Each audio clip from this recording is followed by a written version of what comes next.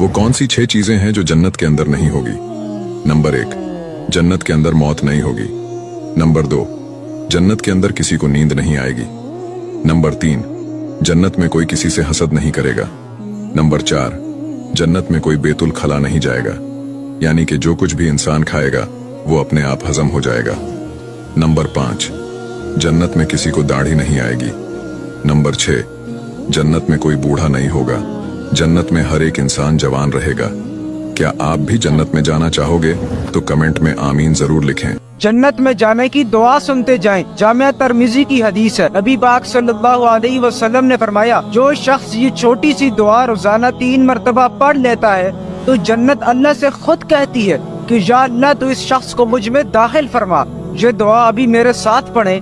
अल्लाहुम्मा इन्नी अस्अलुकल जन्नह। गानों की वीडियोस तो आप रोजाना शेयर करते हैं, इस वीडियो को शेयर करें।